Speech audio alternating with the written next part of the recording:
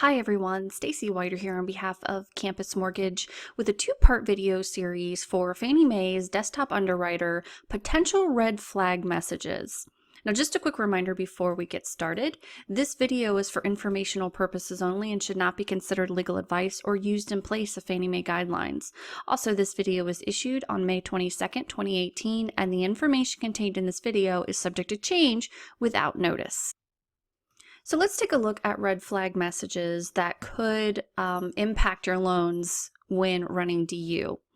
The red flag messages are designed to help lenders find inconsistencies and potentially fraudulent transactions. But also keep in mind that any red flag messages that do appear do not affect the underwriting recommendation.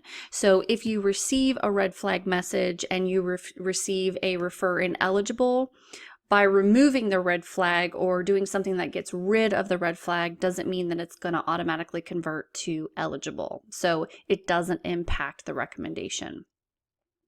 So let's take a look at the potential messages, the red flag messages, what they are, what the message means, and what Fannie Mae recommends to do if you get that message.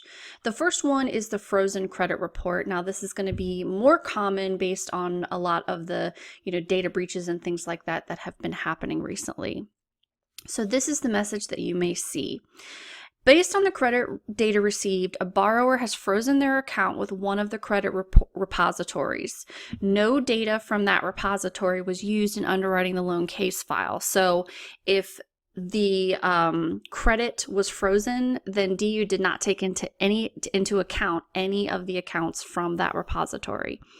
And then the message goes on to say the lender remains responsible for preventing fraud, which includes but not limited to making sure the borrower's identity has been verified. So very important, if you see that, make sure you're identifying and validating the borrower's identity. Also, the lender must continue to investigate any liabilities or derogatory credit that is disclosed by the borrower but not reflected on the credit report. So that's the actual physical red flag message that may appear. Now, the message cause simply is that credit has been frozen at one of the three credit repositories, either for both borrowers or one of the borrowers. So that would be the case there. The recommendation from Fannie Mae is to, again, validate the borrower's identity, make sure they are who they say that they are, also validate the information in the loan application and file documents to review and investigate any liabilities or derogatory credit disclosed by the borrower. It's very important. All right, let's take a look at another red flag message, excessive resubmissions. So this again is pretty standard. It's the message would say something like, this loan has experienced an unusually high number of submissions.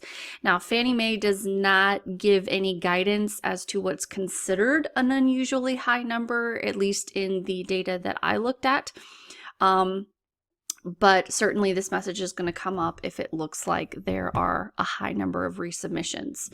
So excessive submissions can indicate improper manipulation of the loan application data, and Fannie Mae recommends that you review the loan application to ensure accuracy. So the message cause, again, is an unusually high number of submissions. And the reason why that red flag message comes up is because it may be a situation where someone is trying to kind of game the system. Well, maybe if I lower the LTV or increase the income or change the appraised value, basically trying to get it to an approved response. Fannie Mae is certainly going to red flag that. The recommendation is that you review the appraisal to ensure an accurate value has been provided. So are they playing around with the values? And also review the credit documents to check the accuracy and integrity of the borrower's asset and income data. So very important. Okay, that concludes part one of this two-part video series. Thanks so much for watching. For more tips and videos, please visit campusmortgage.org to look for their weekly mortgage video tips designed for all mortgage professionals, including underwriters, loan officers, processors, closers, and post-closers. Have a great day. We'll see you next time.